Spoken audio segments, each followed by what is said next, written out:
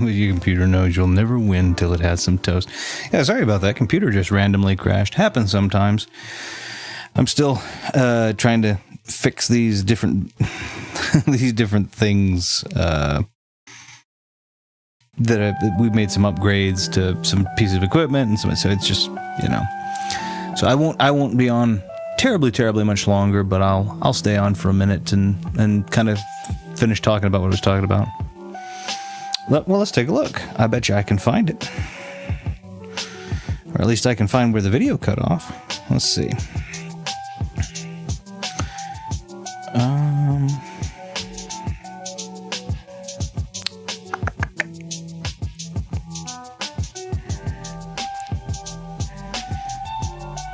Boop. Oops, sorry. Boop. And boop. Is this the... Yeah. Oh, that's a good question. It's a... sentences we were in the middle of last chat. Is this what we call... I wouldn't know if we call suffering, but it certainly would be something we would call a bad thing, for me at least. It's not a bad thing for everybody. Some people would see it as a good thing. Such as is the nature of moral relativity. Some people who disagree with me vehemently would say it's a bad thing. Would say it's a good thing. And other people would say it's fine. Let's see what the end of what we saw here was, just for a second, though. Doop. Oh, it isn't showing the chat yet. Maybe it's got to catch up. Oh, well. I know we were talking about the general stance. Is this real life? Very nice. I think that I know the last thing that we were talking about before the computer crashed was video.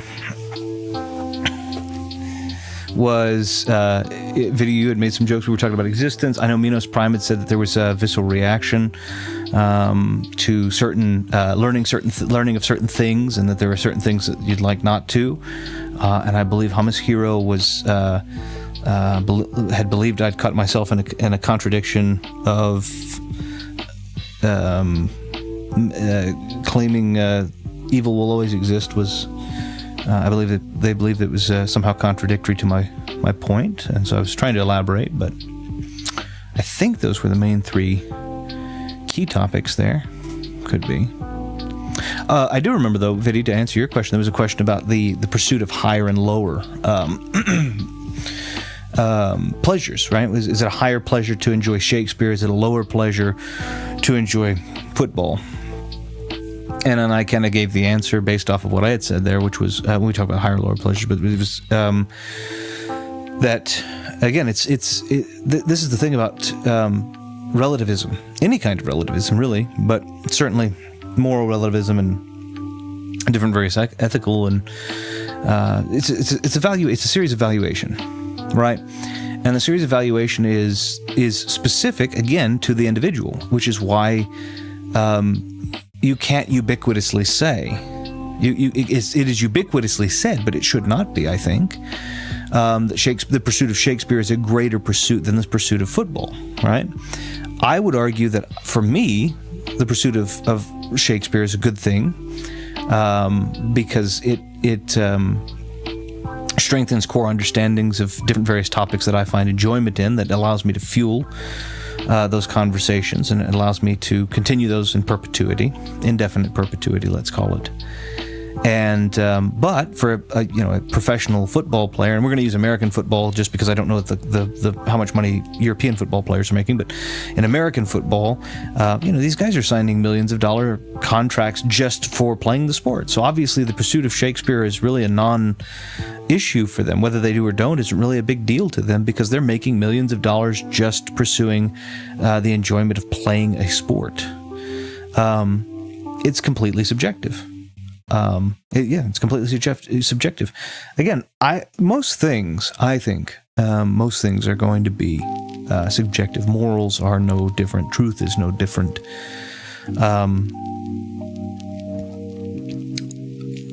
It's the closest we get to it is when we all agree upon a language model that leads to an if this then that. I talked about mathematics, right? Mathematics, we used arbitrary that come from a priori structures, linguistic structures, right? But math is really just a language that says this sentence, and just in different ways, says if this, then that. That is what math is, from beginning to end. If this, then that. If this is here, then this is this, and so on and so forth. The closest we can get to that is that we all have agreed upon that those measurements make sense to us, and therefore we accept those to be truth. But if we all disappeared, and a new group of people, whatever they might want to be called, come up, the symbols that they use and the math that they use may not look the same to us or sound the same to us. The numbers, the valuations, you could say, well, it would be the same, wouldn't it? Well, no. It would be a completely different language model where we could be speaking two different languages looking at the same exact thing.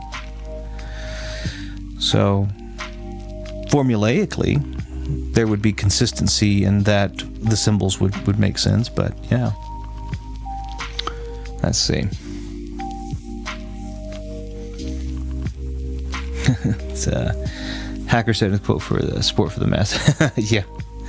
It said once on stream about escapism, if you like learning sort of stuff, as a means of escapism, knowledge, reading, stuff like that. It was an alien point of view. Emily said in the film, who knows if the number 1 is really shown as a 1? Maybe 1 doesn't look like that at all. We still see that earlier Arabic numerals don't look like that either, yeah. What movie? My name is, yep. We did indeed. It was really nice. It was a really good movie. It was really nice to get to do that too.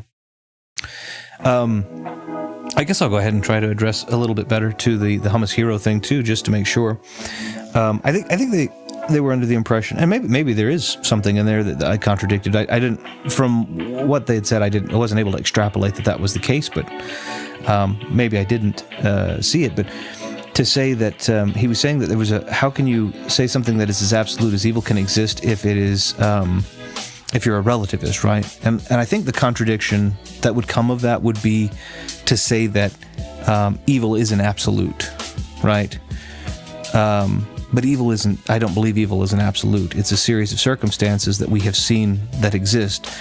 And because we know that negativity and negative outcomes exist as a consequence of mathematics, as a consequence of everything else, we know that it's going to happen again. To what degree and to what would be considered, we don't know. We also know that there are enough minds that if everybody were a relativist, at least one or more minds would perceive something that may be considered a good by some others as an evil. So in one form or another, the loose-fitting ideas of evil, the loose-fitting amalgam of evil will always exist. I don't believe evil is an absolute, but I believe the concept of negative outcome, which we might loosely define. I'm sorry, I'm adjusting my shirt. But the loose amalgam of concepts that we define as generally negative over the course of times. And again, slavery is a good example of that, right? We've seen that it had negative utility in many cases. We could say very, very, very easily that that's stuff like that is always going to be around. It's just different. It's almost like no one knows of it. Yeah, I hadn't heard of it either, but it was a really good movie. So that was what I was saying. I'm not aware of how it's contradictory, but if somebody does catch that is a contradiction or have a question because they believe it might also be contradictory, please do point it out to me, because I'm not here. Again, I'm not trying to change anyone's mind, but if my argument is fallacious and you point it out to me, I'm going to go back and evaluate and be like, well, okay, I see what you're saying there. Let me go look into that. I'm okay about that. Is it easy to be contradictory when talking about writing and philosophy? No, not well, I don't think so. Because again, philosophy kind of postures itself as a not too serious, it puts itself in a position of a not too serious, asking serious questions, right? It's important to think upon it, but it's not important to be stringent upon how we think upon it. It's more common that you would run into that in a debate. And I think Hummus Hero wanted to debate that, and I think it's perfectly okay. I mean, again, I welcome the debate. I think it was a good conversation, and I think that they make some great points, and I understand why people believe and think that way and feel that way. And all respect, by the way, to Hummus Hero for coming and having the wherewithal to very articulately lay out what they believe to be the case. I think that was wonderful. I think it was a remarkable thing to have that. I disagree, but at the same time, I see no problem with the fact that they believe that way, and in the end of it all, maybe I am wrong. Maybe they're right, or maybe they're wrong. Maybe I'm right. I don't know. But it was nice to get to talk with somebody who had that. Perfectly good. So all respect to Hummus Hero for doing that. I very much appreciate the and if you see this one after the fact or whatever else the case is, thank you so much for coming in and debating it. Sorry that the computer crashed, but we're back up.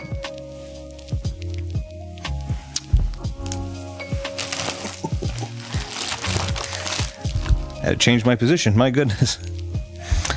I have a little plastic bag with wires in it next to me because I need to do something with them next. So I was like, I don't want to forget. And I just did that. So you hear the crinkling. Sorry about that. Let's see. Yeah, I think contradictions are more, and you're more likely to be called out by an interlocutor. And philosophy debate is a part of philosophy, certainly, but it's not usually until you get into the debate aspect of philosophy, because obviously philosophy is something that can just be written about and published. Not so easily, obviously we know the process, but Nietzsche did that, and you had people that disagreed with the book, but didn't necessarily always debate him, every one of them, So usually you'll find when somebody disagrees with you vehemently, that's when you'll start seeing contradictions come up, and that's because your interlocutor's trying to pull them out of you, and that maybe that was what Minos was doing. Is maybe Minos was more interested in that being a debate and pulling that out as a contradiction as a result of that, which is fine. Again, I mean that's a perfectly healthy way to do it. They were still very respectful of me, even though they disagreed with me. They were very respectful, remained respectful of the room. I mean, this is what this is about. So perfect. Did I say Minos? I'm sorry. I meant Hummus Hero. I'm sorry. I just saw that. I'm looking at chat and I'm not caught up. And I looked down. And I saw your name in between video posts, and I picked it out. I'm sorry. Hummus Hero. You're right. Some views I've really not considered, at least from different. Yeah, that's perfectly good. That's good. That's good to look at. Hummus could very well have been the philosopher to my soul. Yeah, true. I'm not sure if anything I think is absolute, since maybe if I lived with another person's experiences, I'd believe something else. But I think some things can generally be accepted, at least. And that's fair, too. Again, we agree on, like, for example, language models. We generally agree on the meanings of words colloquially. Again, perfectly okay.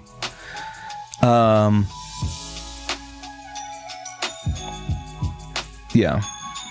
That was the... it is kind of that, right? It's kind of thinking, that we agree upon a couple of things, and the things that we don't agree upon generally are, we usually agree upon, the things we usually agree upon are either things that are good in what we believe to be most cases, or that we can quantify physically.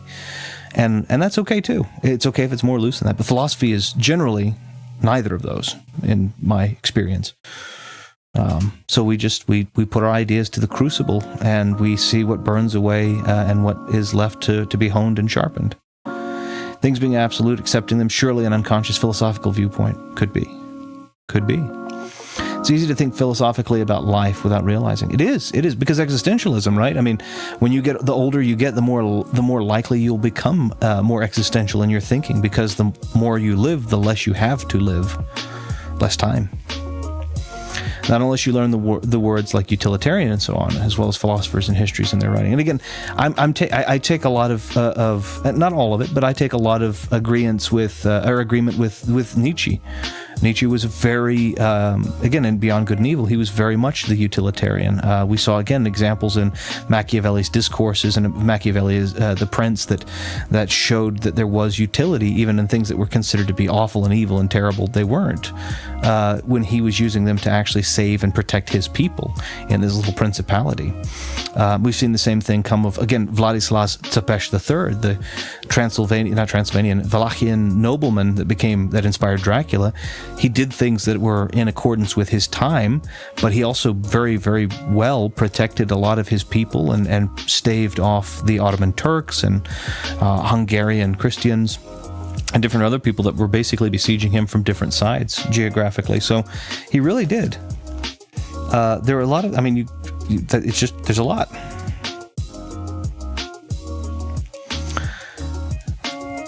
I think Retro's talking to Vidi the Hamas Prime. Interesting you have that one. Classic chatter. I wish you'd come back to impart more knowledge. Yeah. Vidi the Hamas Prime exists as a fact. No, it's a point of view of a human being, Vidi, at the moment. And it's a good point of view, I think, because I think there was a funny joke. Then again, where's Maxwell's? He was on a call with Wade, and maybe they went off and did what they were doing on the voice call, and I didn't want to get in the way of that.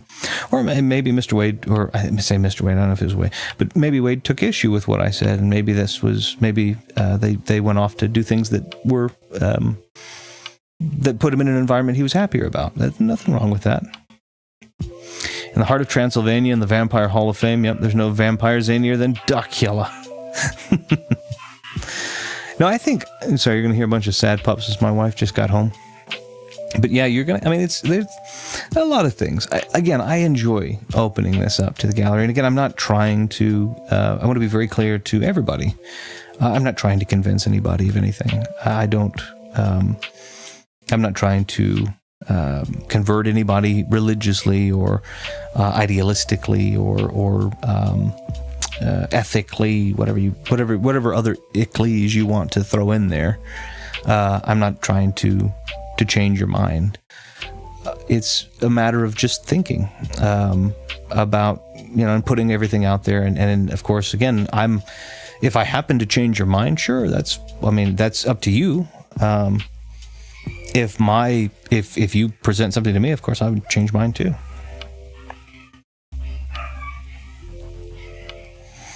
I have a little pug, and she is the loudest little thing.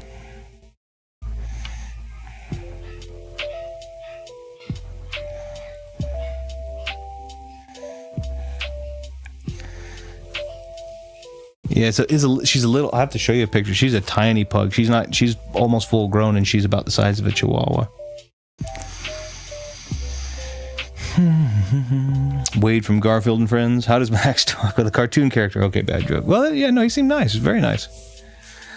Siren Ivy stepped in front of the microphone to talk philosophy with us. I think she's in the kitchen right now. I think she just got home and then stepped into the kitchen. So, which of the 9 alignments are you under again?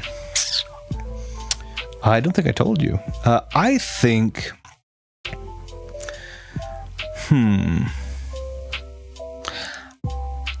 If I'm looking at myself in the mirror, I would call myself lawful evil. That would be what I would call myself. Yeah. But again, that's... if we're looking at it from a dichotomy, no wonder you are in Slytherin. But again, what? Let me. Yeah, I was going to say that. Let me clarify. I am aware that no matter how good I aspire to be, again, mathematically, I will always cause distress, and it can be, there's all kinds of different ways that can occur. Mild ways and major ways and so on and so forth, because it's the nature of being.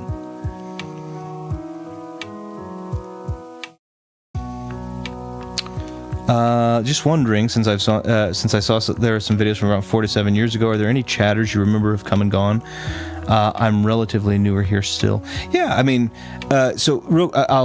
I'll get to you in just a second, just so I can answer this question. I didn't really start streaming 7 years ago, videos that I put up there, but there wasn't a lot of, it was just kind of, and I enjoy it still, but the streaming thing, I think I only did for 5 years maybe. 5.5 years, something like that.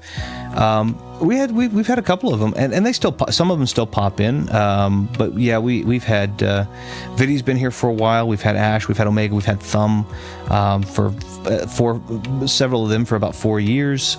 We've had oh shoot, Retro Ryan was more frequent at the very beginning. Quesadilla Padilla at the very beginning. There was a guy named Quesadilla Padilla. We had a couple of people fairly recently that are in and out. Bogus comes in sometimes to say hi. Excuse me. Goodness. Yeah, there's a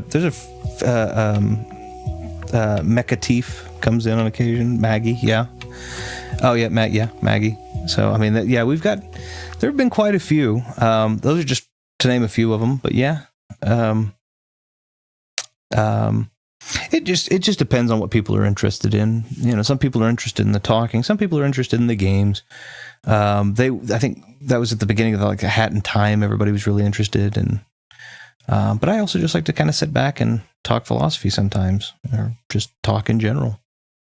I've been playing Celeste recently for the channel. I'll probably do that on the next stream. I won't be streaming this next weekend. I'll be traveling, but the weekend following, I'll probably start streaming Celeste again. So, but yeah, some great people. I sometimes easily lose track of who I talk with. When I first started, the Nerdy Brigade was regular, and they asked for a Q&A. I was doing. Oh, well, that's cool though.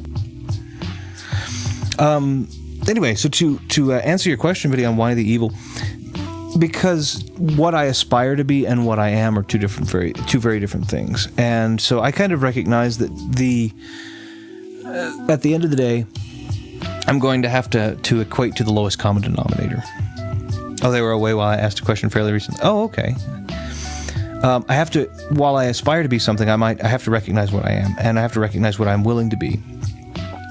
And so, you know, kind of what I look at is most unrealistic scenario. If all of the chips are down, am I helping humanity or am I helping my family, right? And I think most people there are a lot of answers, but I think a lot of people would say their family. And arguably that's considered selfish, and arguably colloquially, again, I disagree with this, but colloquially that would be considered an evil, or a selfish is usually a negative. It's going to fall further on the evil side of the spectrum. I realize when a lot of the chips are down, a lot of the cases and scenarios, I'm going to protect a very small group of people with me, then I am going to throw resources out towards everyone else. And that sounds terrible, but it's kind of one of those when you start looking at the worst case and scenarios, right? Right, yeah, well, yeah, no, absolutely they were. And so then, again, the question is it objectively evil or objectively bad? No, I think most people that have a wife or a daughter or both, as I do, would say the same thing. I think that there is a level of selfishness in that when you engage in those types of contracts. And so that was kind of where, you know, that's kind of where I am. And so I look at it and I say, well, if all of the chips are down, the thing that humanity traditionally considers bad and the thing that humanity traditionally considers good, in those types of regards, I'm going to tend towards the more selfish, which is going to be traditionally considered bad. So I couldn't put myself in any of those boxes by my own, because I don't necessarily, I mean, obviously everything is circumstantial, but I can say that I think maybe even Hummus Hero would agree with that my thought process. I think they disagreed and they thought my thought process was kind of an evil process. And so I don't necessarily agree with that, but if I have to throw myself into the box, I'll throw myself into the box that other people will probably put me in. But lawful, right? I do have my rules, and I don't want to break those rules. And those rules are that I'm willing to study a solution and look at something as objectively as I possibly can, considering that there are so many changes and facets and subjective pieces. Even though I don't believe that it's going to come out to be an objective thing, I'm going to try and look at it as detachedly. That's all I'm trying to say. Chaotic and neutral are the others. I was just wondering how it's been. The stream seemed very comfortable. Nice to listen to the discussions. Well, I'm glad. I really, it's been very nice to have you in here. I like to talk about this kind of stuff. And again, it's just a forum for people to talk about things. There's no censoriousness. I mean, please don't come in and say terrible things, pointed terrible things at people, right? Things that, you know, are intended to be uselessly mean, right? But to have hard conversations like this, it's a hard conversation. I enjoyed it, but to have those, I think it's great. I think it's a thing that we should start trying to do, trying to normalize, is just being able to talk to people and then disagree and then walk away and say okay and do something else, or come in here and disagree and then don't walk away. We just say okay, well, we agree to disagree, and then we have a cup of coffee. Yeah, it's chaotic and neutral. Is neutral the first and second word for the 9? True neutral. So neutral, which is the middle square, is true neutral. So top, if I remember correctly, top left-hand corner is lawful good, middle is neutral good, right is chaotic good, middle left is neutral, lawful neutral. Yeah, lawful good, chaotic, lawful good, neutral good, chaotic good. Lawful neutral, true neutral, chaotic neutral, lawful evil, neutral evil, chaotic evil. And so that's why I say that. I think most of the world looks at what I think, and they did the same thing with Nietzsche too. They look at what we think and they say, yeah, that's not for me, that's bad, that's evil, it leads to negativity and terrible things and yada yada yada. Okay, that's the way it's going to, Now I would argue that until a circumstance arises, I'm true neutral. I would say circumstance puts me in one of the 9 boxes, and that I remain in the true neutral box. That's what I try to do. So if I did it my way, I would be in the true neutral box, and then circumstance would throw me into one of the other 8 boxes. But the way the world will probably see me and saying some of the stuff that I've said, lawful evil is probably about it. What sort of evil of the 9 would the average Disney fall under? Oh, that's a good question. Let's think of some Disney villains. Hades. Hades, Jafar. The evil queen, Maleficent. Maleficent's probably the closest to chaotic evil. In the, I don't know about the movie, but in the classic telling. Most of them probably fall somewhere into neutral evil territory. Like there's not really a code that they won't break, but they're not just breaking codes willy-nilly either. And again, utilitarianism. So this is the circumstance. Like obviously Jafar's circumstance was power grabbing, but the kingdom was in peace, so that threw it into turmoil, so that would be a net negative. So probably neutral evil.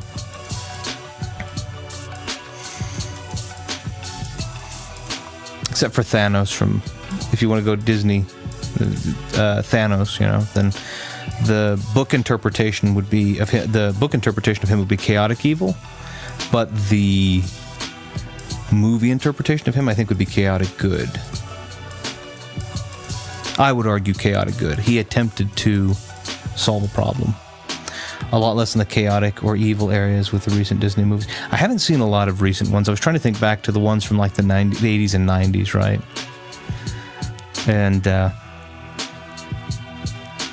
And that's, I think, but I haven't seen a lot. If we're talking like recent, the most Disney recent stuff I've seen has been like Star Wars and stuff.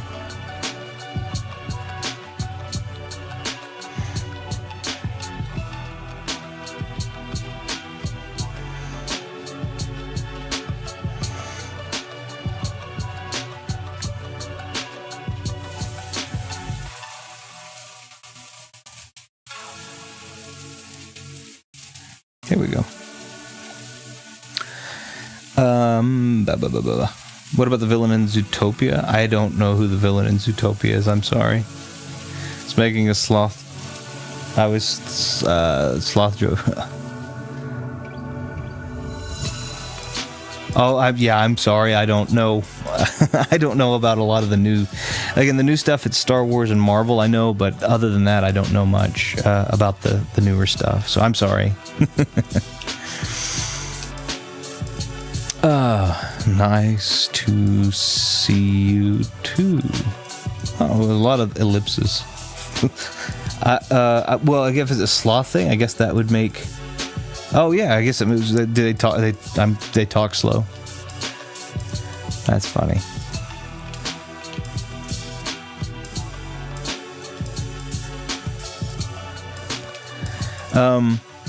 Yeah, I don't know about the new Disney. I think, what did I see? I saw one thing and I didn't like it. What did I see? I guess I saw the Aladdin movie, and I didn't realize why it needed to be made, because it was kind of just this, for the most part, it was the same thing as the cartoon, mostly. It was a little different, little wonkier, but it was kind of the same thing. I was like, I don't understand why this needed to be made. And I was told, this was the answer I was told. I was told that the reason that the new Aladdin needed to be made was because it was appropriately cast with Middle Eastern actors. But Aladdin isn't Middle Eastern. He's Middle Eastern in the Disney story, but Aladdin comes from Shahrazad's 1001 Tales. Or Shahrazad's 1001 Arabian Nights, and in the story he's Chinese. So did they? I don't know. I don't know. Yeah, new Disney is, mind you, I don't want to see the new Snow White at all, even if Rachel Z was mostly okay. Yeah, no, I like the song. I do like that a lot. It was. I do know that. I know that song because I thought that song was super cool. I still do. I still think it's a really cool song. I remember watching Aladdin back, kind of, when it came out, and it was like, oh wow. But yeah, it was. That was kind of the thing. That was what I was told. I was told that the new movie was made so that it could appropriately cast them because the Middle Eastern cast. But again, I don't know if that was just to maintain truth to the Middle Eastern story or otherwise. But yeah, in the original story in Shahrazad's 1001 Arabian Nights, it was Aladdin was Chinese, or is Chinese. I have a copy of the book. It's literally in the first sentence of the book. I'm not even sure Robin Williams could be topped as Genie, though. Oh, yes. Oh, no. Robin Williams absolutely makes that movie amazing. I'm completely with you there. I miss Robin Williams. That was... I miss Robin Williams. That or Jumpin' Jack Flash. Robin as a Genie is still iconic, though his improv meant the screenplay meant it couldn't have been nominated for that. Well, and they did a really terrible thing in that he wanted it to be that they weren't going to make a ton of money. If I remember correctly, he didn't want to be a part of a bunch of the toy selling this and that. He didn't want them to advertise his likeness so that they would sell other he didn't want them to sell the Aladdin movie by his namesake, and he didn't want to be a part of the hyper merchandising of it, I believe. And they did both of those things. They put him as the front and center, if you see it, it's him kind of hugging the thing. That's why he didn't come back for the sequel. It was Dan Castellaneta, and then I guess it was water under the bridge several years later when he came out with The King of Thieves. So, which, yeah, they shouldn't have done that, but, I mean,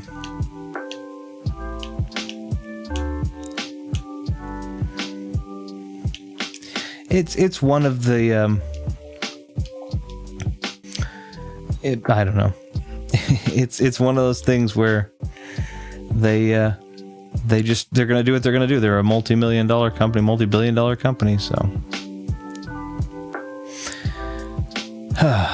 But yeah, I think Robin had integrity not to just be a bankable name for the top hype anime. I think he wanted to.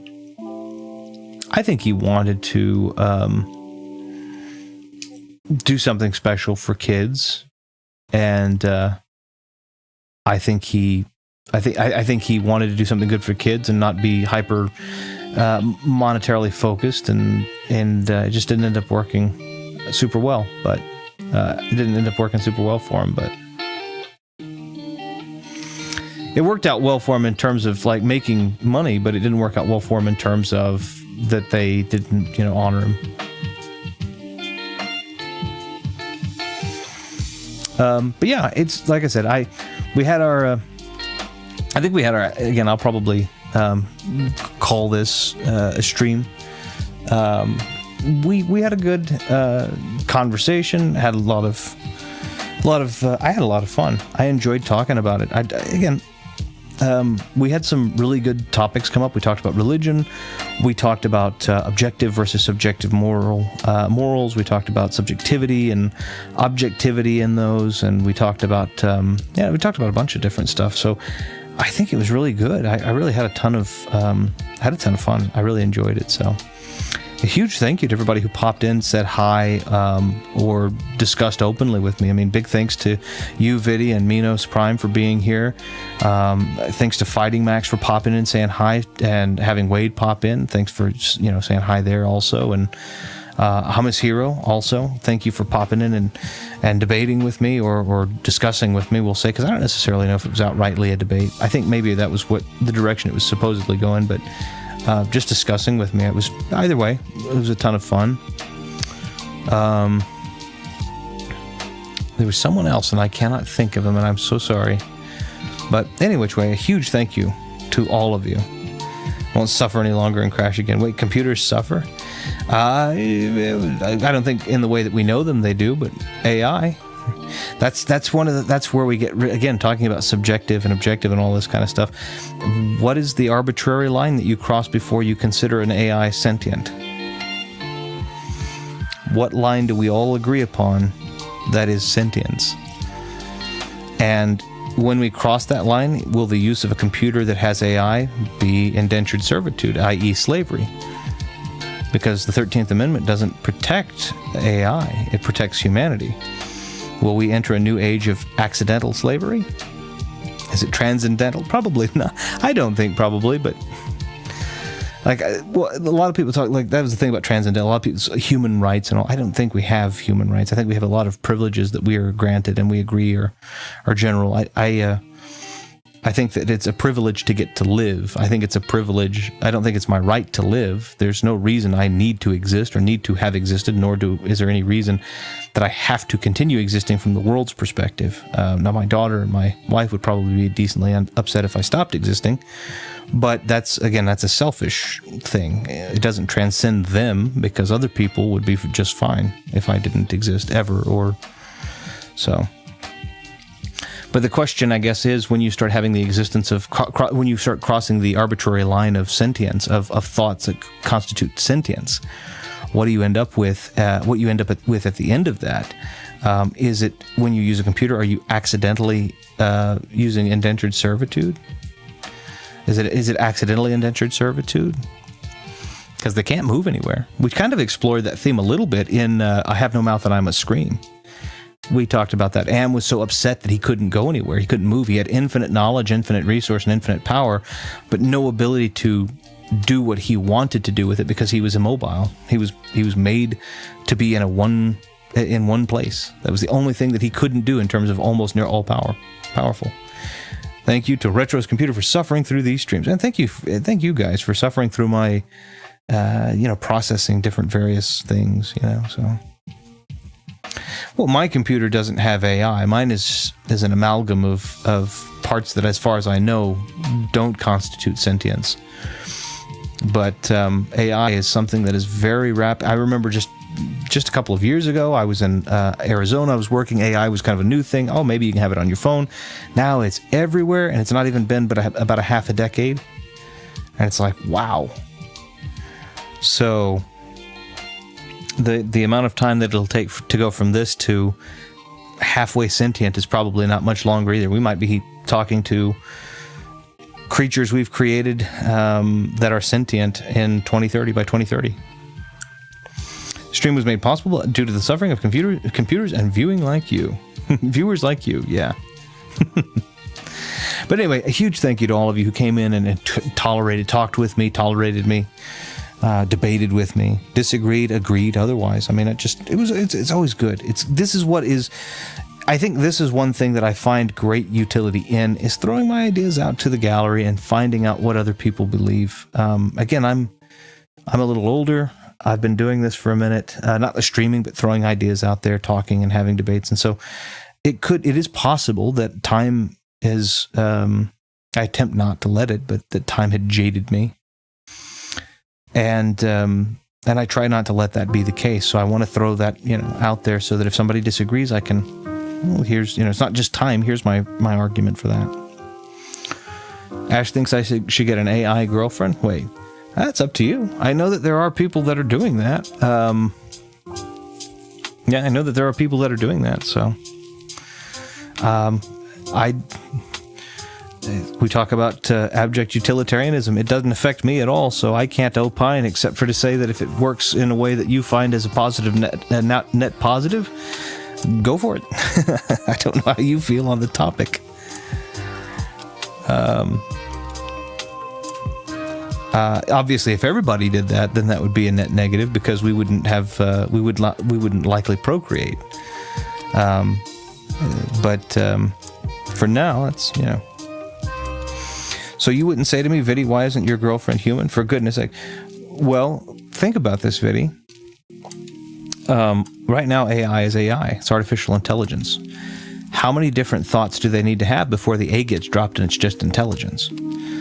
So, and if the intelligence language model is the same as our language model, then it's feasible that you could have meaningful, I'm not saying right now, I don't know the level of it, but the level of depth and conversation that you could have with this other intelligent mind that isn't human really means that the remainder of that is a non-factor, don't you think?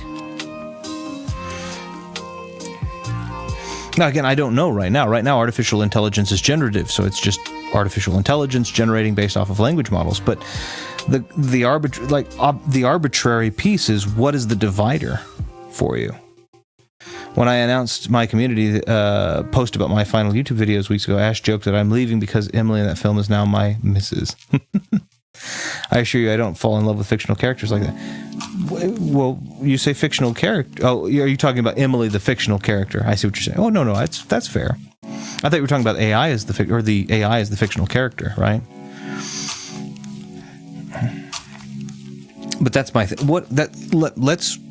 Here's the thing, right? Just a curiosity. What if your AI was Emily?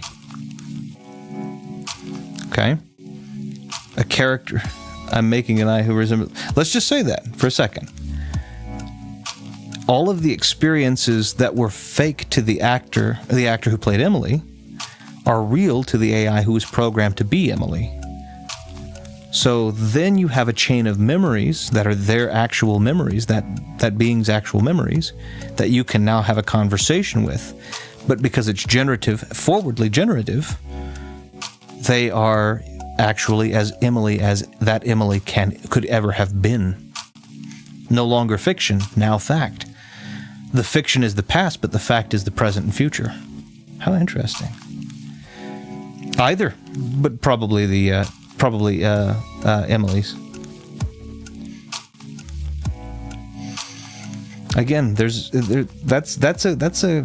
are questions that I don't think a lot of us think about a lot of the time. I can tell you I haven't, but I've thought about the AI thing, but I hadn't thought about a relationship with an AI. But though I'm sure people would like to date Ivana Lynch, but she's of course acting. Oh yeah, of course. But the character can effectively be made real through AI. I know that ChatGPT is one of them, but there are other apps out there where you can faux text with an AI and have a deep conversation about philosophy. I think the one that I saw was advertising that I could text and Albert Einstein. I was like, okay, well, Einstein's been dead for a while, but I could text and have a conversation. They take all of his knowledge and they take all of his language model and they put that into this thing. Well, I'm not talking to the physical body Albert Einstein, but maybe I could figure something out. I don't know how to do it all, but maybe I could figure something. If I could text with him, then it would be like, wow, this is really cool. So maybe the same thing could be done from the relationship perspective. Who knows?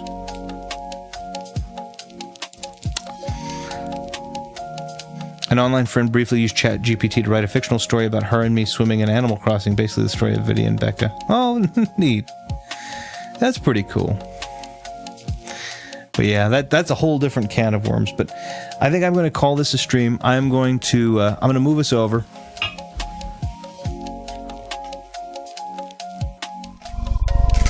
Boop. Say thank you for watching. Oh no, I didn't put myself aside. I put a big thing right there. But yeah. I had a great time getting to talk with everybody. I really appreciate everybody for popping in. Thank you to everyone who stopped and talked with me, even whether it be for a moment or whether it have been to talk in detail. A huge thank you. It was very much appreciated, and I had a ton of fun. Mainly because she didn't know you could swim in the game, and I, of course, said, how about we swim in real life? Oh, that's nice, though. This has been an interesting streams. It has been, but it was fun. It was really nice to do. Yeah, it was really nice to do. It was a lot of fun, and I enjoyed getting to talk with this about, or getting to talk with you all about this kind of stuff. It's just, again, it's important to have these kinds of dialogues, whether we agree or we disagree. I think it's a good thing to not be overly censorious and to try and put our ideas out there and have them tested and see if they come back. And is it truly a stream or streams plural? It was plural. There are two up there, but I'm gonna leave both of them up there. It's just we crashed, so I didn't want to. We crashed in the middle of a game, not a big deal. But we crashed in the middle of a debate or a middle of a thought exchange, and it's like, well, I don't want to let that go undone. That would be. I think that's a bad. I think that would be a thing I would consider to be a bad thing for me. So, I mean, again, arguably, people who don't like what I'm saying would enjoy the crash. So it's going back to that subjective thing. But yeah, no, I had a lot of fun. I enjoyed it a lot. The computer did that thing, did not like that philosophical thought. I thought, nope, I'm crashing. I think it's something to do with like the resolution that because I do it in 4K, but then it's, I don't know. I'm not sure. I'll work the kinks out of it. But again, talking about the utility of a crash is to know that there was an issue that needs to be addressed, right? So the utility of what would traditionally be considered a negative has now incited that there was something perhaps symptomatic of a larger issue that I now know I need to work on. Because after having done all of the upgrades, it's happened again. So the utility in the generally negative crash will lead to me upgrading or fixing things. So, but you guys all have a wonderful rest of your day, wonderful rest of your weekend. I hope. I know, Viddy, this is your Sunday, so you've got some time, hopefully, to yourself to have a nice, wonderful rest of your Sunday. For the rest of you, it is a beautiful Saturday, or at least for most of the rest of you, it's a beautiful Saturday, and I hope you enjoy the rest of it and wake up feeling refreshed to have a wonderful Sunday also. You all have a wonderful, wonderful weekend, and we'll talk soon. Thanks.